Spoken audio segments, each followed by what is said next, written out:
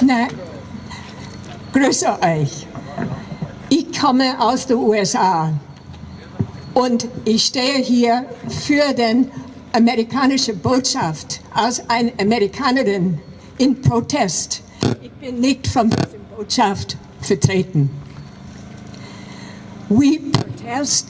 Is it okay? Free, free Palestine! Free, free Palestine! Free, free Palestine! Free, free Palestine! Free, free Palestine! We protest the complicity of the USA in the crimes committed by Israel against the Palestinian people. We protest the U.S. military assistance to Israel amounting to $3.8 billion annually, enabling Israel to continue its occupation and oppressive policies in the Middle East. Israel's current rule over the Palestinian people has all the features characteristic of colonialism and apartheid as defined in international law. The Russell Tribunal on Palestine, held in Cape Town in 2011, identified 3 core elements of the definition of apartheid. First, the presence of 2 distinct racial groups. Second, the commission of acts defined as inhuman acts of apartheid. Third, the institutionalized nature of domination by one group over another. The tribunal found ample evidence to support each of these 3 core elements and concluded that Israel subjects the Palestinian people to an institutionalized regime of domination amounting to apartheid as defined under international law. The administration of President Trump has showered Mr. Netanyahu with gift after politically charged gift, including moving the American embassy to Jerusalem, withdrawing the U.S. from the Iran nuclear deal, repeatedly cutting aid to the Palestinian Authority, and embracing Israel's argument that millions of Palestinians should no longer be counted as refugees. And the administration's favors keep on coming. Secretary of State Mike Pompeo stopped in Israel on a Middle East swing this week when the announcement came that the U.S. would recognize Israel's sovereignty over the Golan.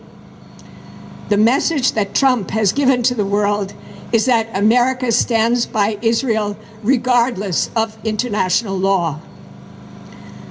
The political backup is almost certain to reach its peak in a few days when Mr. Netanyahu is expected to get an Oval Office meeting and a formal White House dinner during the yearly gathering of AIPAC, where he will address the powerful pro-Israel lobby.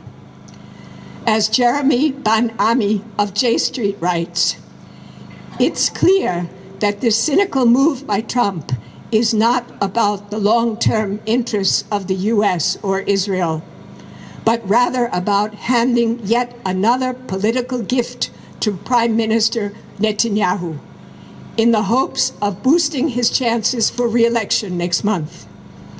As Netanyahu says, Israel is simply not a state of all its citizens. In the end, it is a nation-state of Jews, and Jews alone.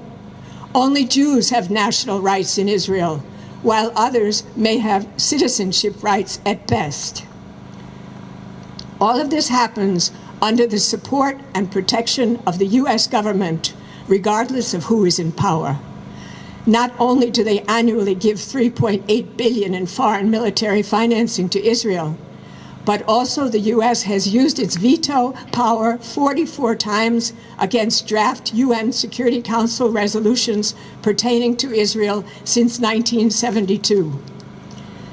With U.S. funds providing 18.5% of Israel's annual defense budget, the U.S. has the leverage to change those practices, if only it would use it.